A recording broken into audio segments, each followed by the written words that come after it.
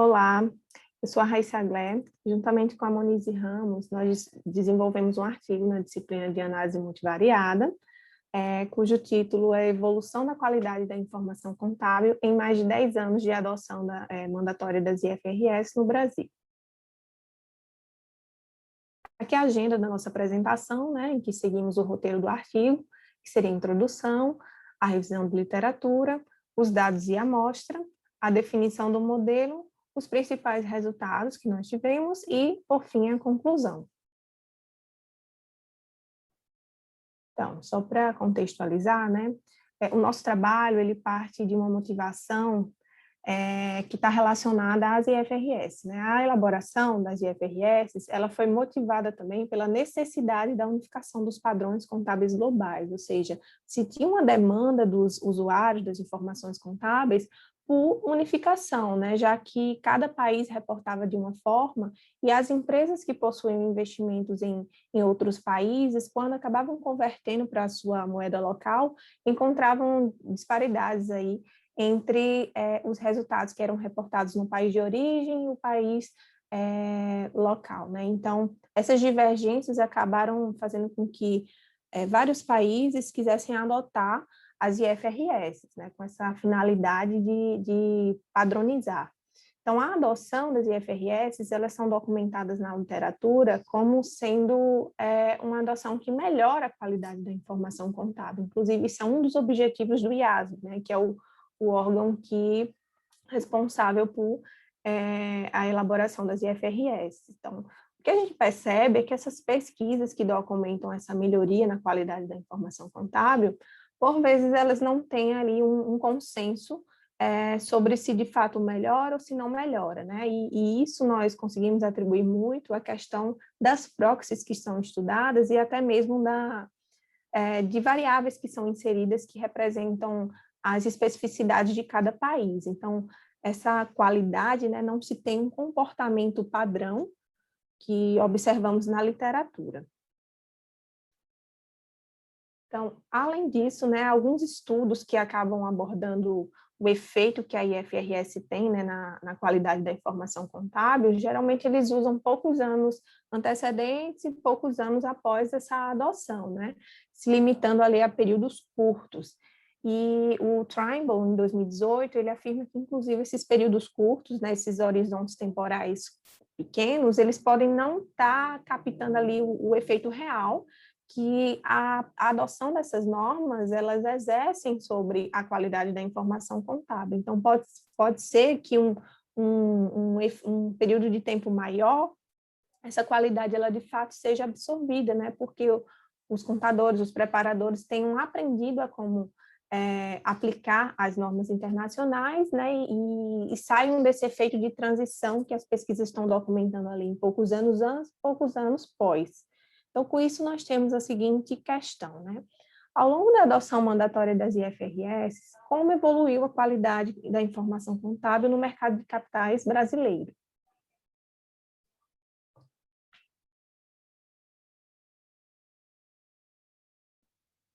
Então, a contribuição principal que o nosso trabalho traz, a gente tem um efeito tanto sob o ponto de vista dos organismos mesmo que produzem essas normas, quanto para a própria literatura contábil, O primeiro ponto é que, assim como a Raíssa falou, os estudos eles se concentram, na sua maioria, em um tempo muito curto ali pós a adoção. Então, para a gente conseguir ver de fato os efeitos dessa adoção, é preciso olhar para um período mais longo, e é isso que o nosso trabalho se propõe. Então, a gente vai conseguir verificar se de fato esse trabalho que está sendo desempenhado, nesse caso especialmente pelo IASB, já que a gente está tratando de FRS, ele de fato ele está produzindo informações de qualidade, E para a literatura contábil a gente acrescenta então anos que foram deixados de ser investigados, Então a gente vai conseguir estudar um período maior e verificar esse efeito real da aplicabilidade das IFRS ao longo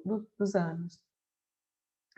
Como revisão de literatura, a gente traz 2 tópicos, O primeiro é o que fala da qualidade da informação e da adoção mandatória das IFRS. Então, aqui a gente vai discutir um pouco sobre os efeitos dessa adoção sobre a qualidade, Como a Raíssa falou, não existe um consenso para isso, né? Tem uma observação diferente em cada país, e é importante a gente lembrar que a própria medida de qualidade da informação é uma medida que não tem algo exato, né? A gente sempre usa, até o que os estudos indicam, é de usar várias medidas diferentes sempre que quer medir essa qualidade da informação, porque não tem uma definição exata sobre isso. Então, a forma como essa qualidade também é medida pode influenciar. E aí, um segundo tópico da revisão é a implicação dessa adoção.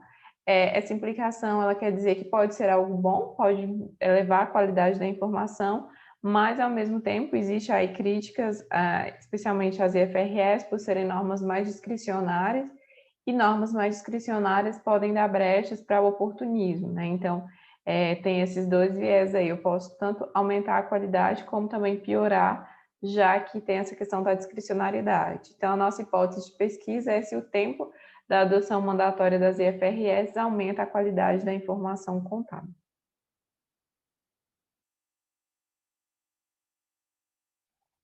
Posto isso, né, nós entramos aqui nos procedimentos metodológicos, em que os nossos dados foram coletados em duas bases de dados, que foi a Economática e a Econ, né, que é a base de dados da Thomson Reuters. Nós abordamos um período de 11 anos, que seria 2010 a 2020, 2010 por ser o período da obrigatoriedade das IFRS aqui no Brasil, né? Então, nós tivemos algumas células vazias quando nós coletamos os dados, e aí essas células vazias nós buscamos em outros bancos de dados. Após essa busca, né, as que restaram ainda foram excluídas as observações, e feito todo esse tratamento, nós chegamos a uma amostra final de 1.860 observações, né, que seriam empresas ano, referentes ao gerenciamento de resultados. Importante ressaltar que aqui nós utilizamos ponderação pelos ativos totais do período anterior e como uma das nossas variáveis no gerenciamento de resultados precisaria da ponderação de T-1, então nós precisamos de mais dados antecedentes a essa obrigatoriedade das IFRS. Para o Value Relevance, nós tivemos um total de 2.083 observações, e para o conservadorismo, 2.085.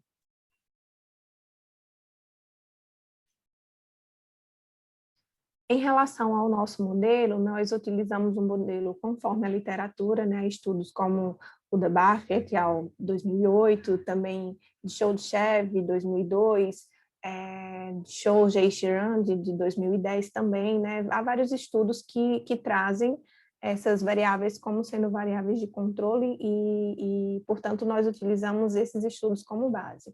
Então, a variável dependente, que seria QI, seria a qualidade da informação contábil, que utilizamos 3 métricas, né, como a Moniz falou, ali a literatura recomenda, inclusive. Então, utilizamos 3 métricas para gerenciamento de resultados, rodados em regressões diferentes.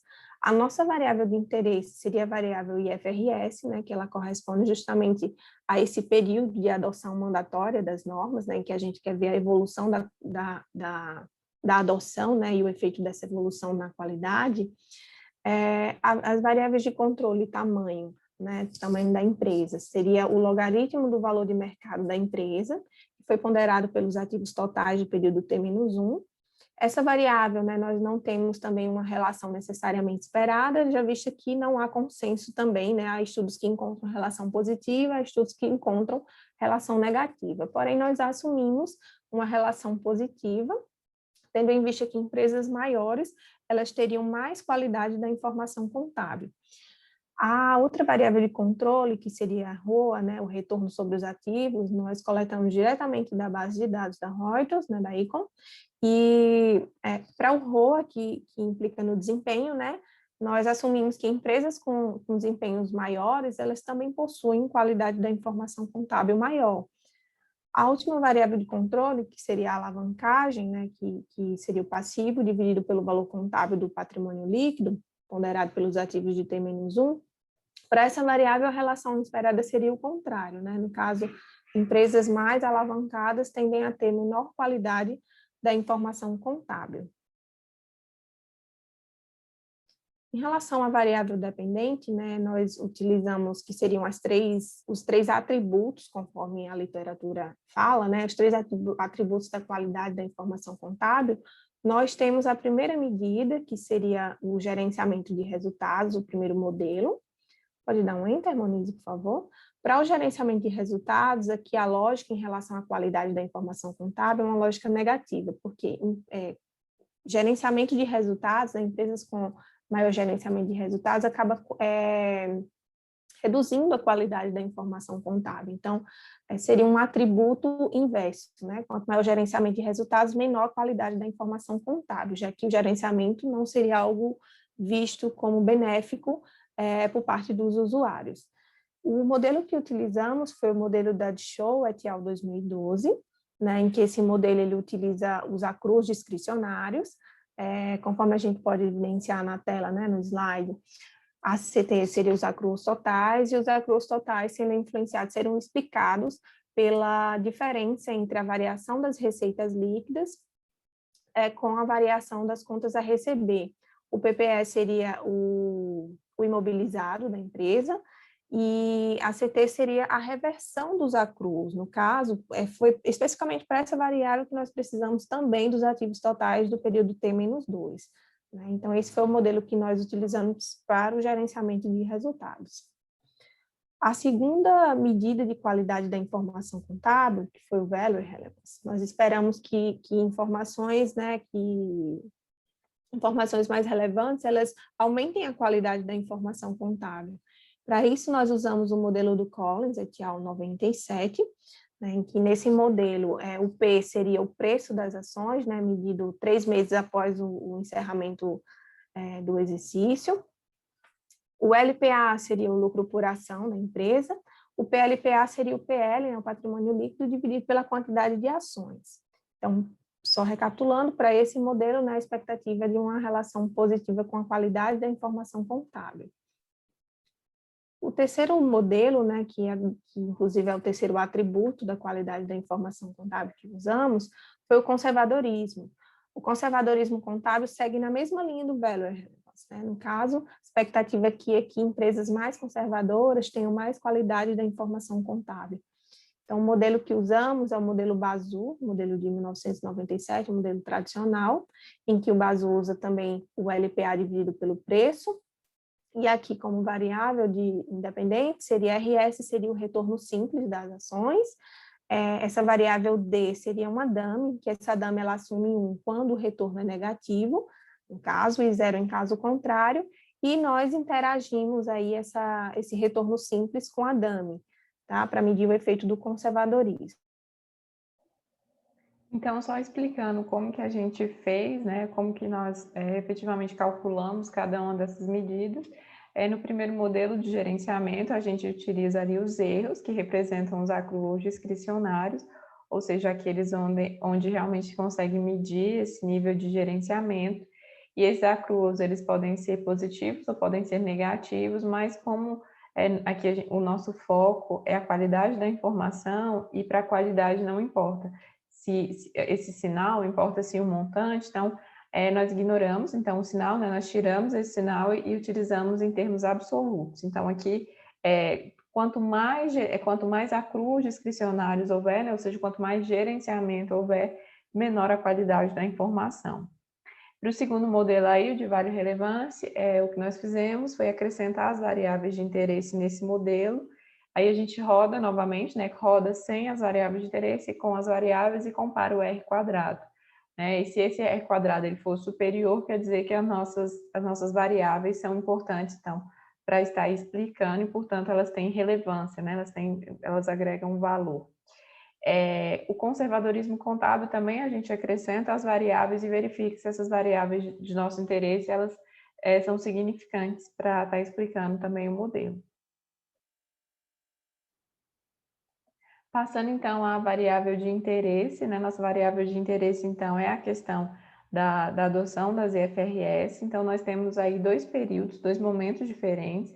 Esses períodos, eles foram escolhidos de forma arbitrária, mas nessa arbitrária, na verdade, foi feito com uma série de testes. A nossa intenção inicial era estar comparando o primeiro ano, ou seja, 2010, com os demais e fazendo assim consecutivamente. Só que por conta, nós rodamos esses dados no Stata, né, e o Stata ele acaba não conseguindo fazer esse cálculo por conta do desbalanceamento aí dos dados. Então, a gente foi rodando até conseguir que de fato ocorresse o cálculo. Esse cálculo ocorreu quando a gente comparou os anos de 2010 a 2012 e 2013 a 2020. Então, esse segundo período, 2013 a 2020, né, que é o nosso interesse, a gente atribui o valor 1, e de 2010 a 2012, 0. Então, no caso, o nosso interesse é verificar se nesse segundo período a qualidade da informação ela foi maior ou menor. Se aquele pressuposto que a partir do momento que se aprende a norma, acaba burlando ela, né, acaba tendo atitudes oportunistas, essa qualidade ela vai ser menor. Se de fato o IFRS cumpre a questão da qualidade da informação, esse período vai ser maior. E aí um segundo período que a gente fez, né, que foi dividir meio a meio, não foi exatamente metade, porque nós temos um período de 11 anos, então o primeiro período vai de 2010 a 2014, segundo período de 2015 a 2020, a interpretação é a mesma, né, que só muda realmente a questão da medição desses períodos. Então, quanto mais esse período recente tiver uma qualidade maior, quer dizer que a qualidade da informação ela vem aí em crescente. Se esse período mais recente tiver uma qualidade menor, a gente pode dizer que a qualidade ela caiu após esse período de adoção lá de 2010, né? Sempre comparando com 2010. Porque aqui é importante a gente frisar que os estudos anteriores, eles já mostraram, de certa forma, que essa qualidade ela tende a aumentar ali no ano de adoção. O que eles não olham é nos anos seguintes. Por isso que a gente começa já a estudar do ano de adoção até o ano mais recente, né? Que é 2020. Bom, e aqui já entrando nos nossos resultados, né, como principais resultados, nós selecionamos a tabela 3, que ela já mostra para nós, né, a influência que o tempo da adoção mandatória das IFRS tem na qualidade da informação. Como nós vimos, nós utilizamos 3 medidas, 3 atributos da qualidade da informação contábil. Você pode dar um enter, Anise, por favor? As colunas 1, 3 e 5 são colunas que vão remeter para a gente o período mais inicial da adoção ali das IFRS, né? Então, que a aprendizagem da norma, em tese, pode ser menor. As colunas 2, 4 e 6 seria ali o período de 2015 a 2020, né? Então, em tese, a aprendizagem da norma pode ser maior. Então, em relação aos resultados em si de cada variável, para o gerenciamento de resultados, conforme a gente pode observar, a adoção mandatória das IFRS, né, ela apresentou aqui significância nas duas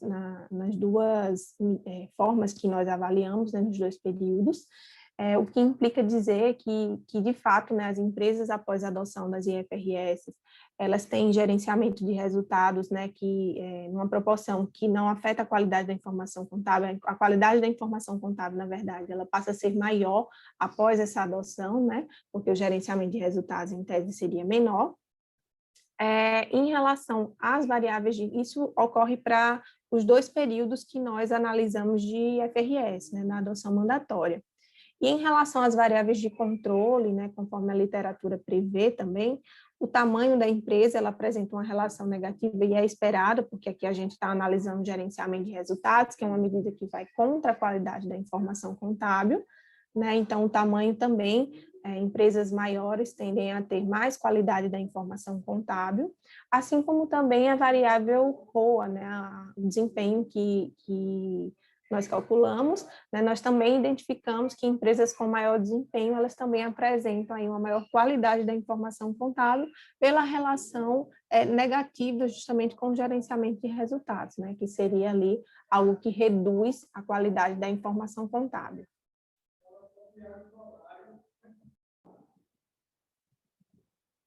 Passando aqui para a nossa segunda medida de qualidade, que é o Vale Relevância, né?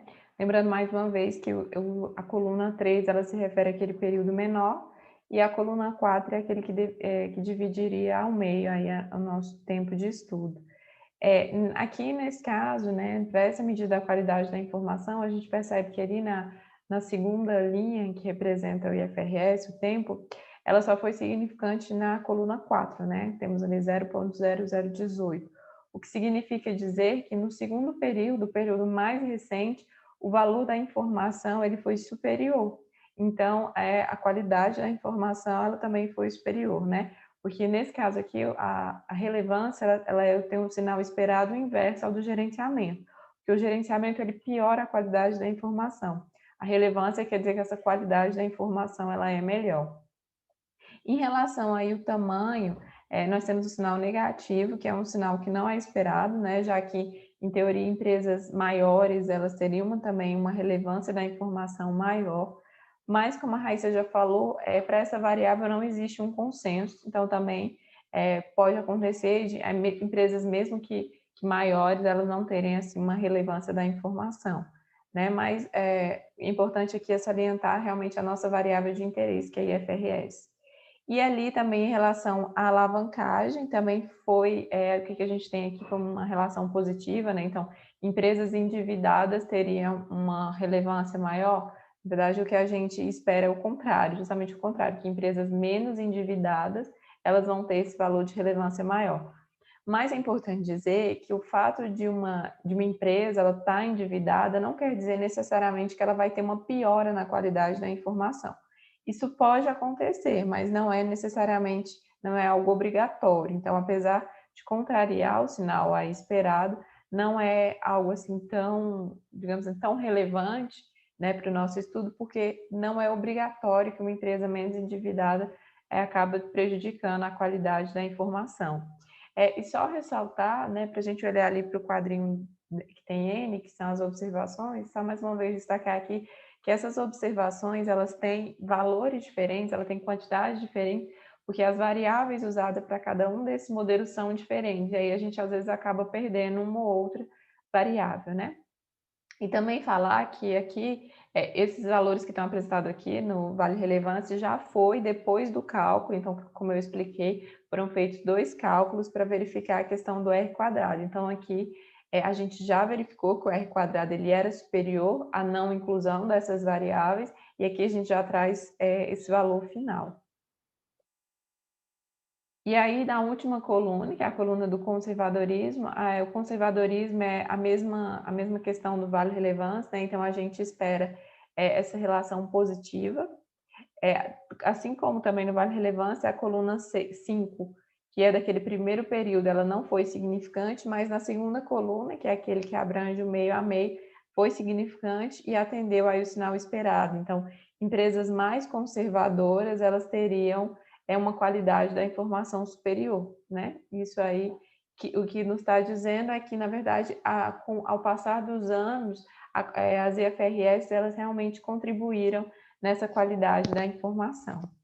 Em relação ao tamanho, aí a gente tem aí uma relação positiva, né, que é o esperado, empresas maiores são mais conservadoras e, portanto, produzem informação de maior qualidade. E em relação ao ROA também é um sinal esperado, né, de que empresas mais rentáveis, ou seja, empresas que não estariam em problemas financeiros, elas também vão ter aí uma maior qualidade da informação. E aí, como dá para ver, no conservadorismo foi a que teve o número de observações maiores, né, 2.085.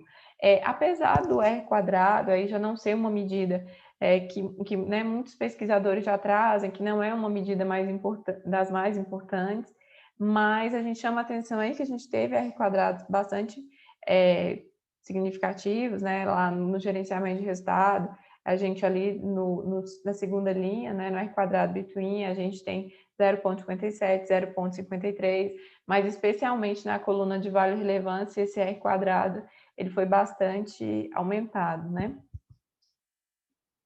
Então, aqui só retomando, né, essas 3 medidas que a gente usou, o gerenciamento de resultados, o vale relevância e o conservadorismo, foram medidas que disseram para nós, então, que as FRS, elas agregam informação, então elas melhoram a qualidade da informação, né, quando a gente compara esses últimos anos em relação aos primeiros anos de adoção dessa IFRS, né? Então, aí no gerenciamento de resultado a gente teve um sinal negativo, porque quanto mais houver gerenciamento, né, a menor a qualidade da informação, então o sinal é negativo.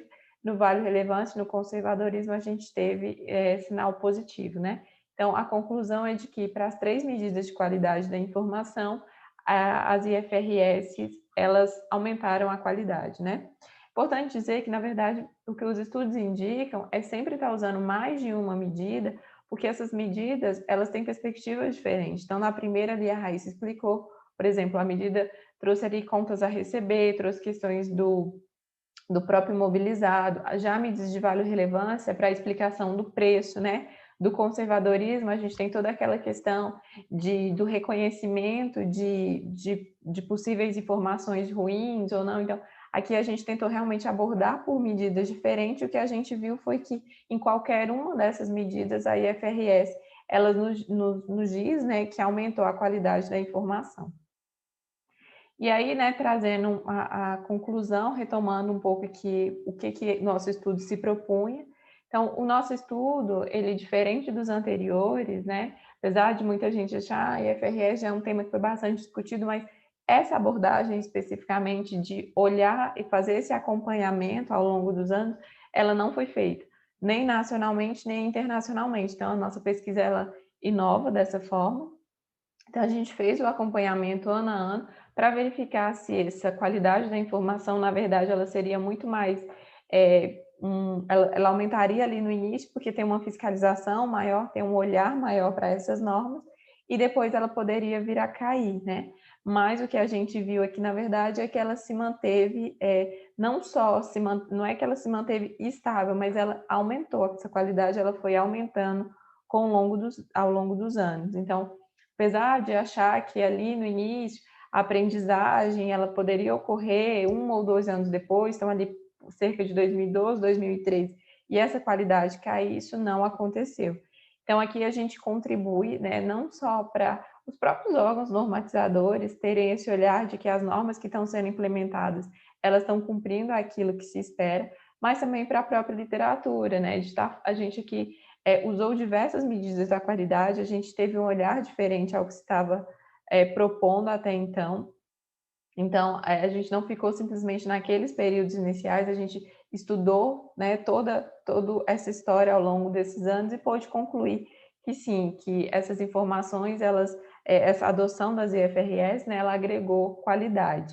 É importante dizer que existe muita crítica em cima dessas normas IFRS, justamente por conta da discricionariedade que existe nelas, né? Então, muita gente questiona que essas normas, pelo contrário, elas diminuiriam a qualidade da informação. Então, o que a gente pode ver é que para o Brasil, com as empresas que foram estudadas, né, no recorte que foi feito, o que foi mostrado é que não, que elas realmente agregam a informação e produzem informações com maior qualidade da informação.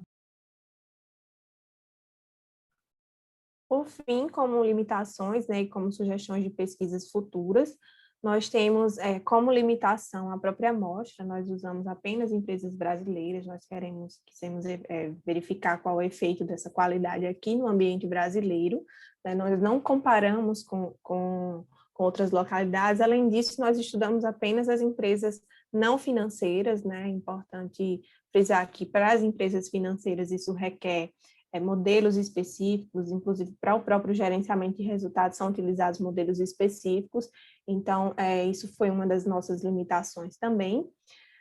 Outra limitação é como os próprios testes, né, que foram realizados, como a Moniz já comentou, né, nós tentamos evidenciar esse efeito ano a ano, né, mas por uma impossibilidade no próprio software, nós não conseguimos verificar esse efeito da aprendizagem ano a ano.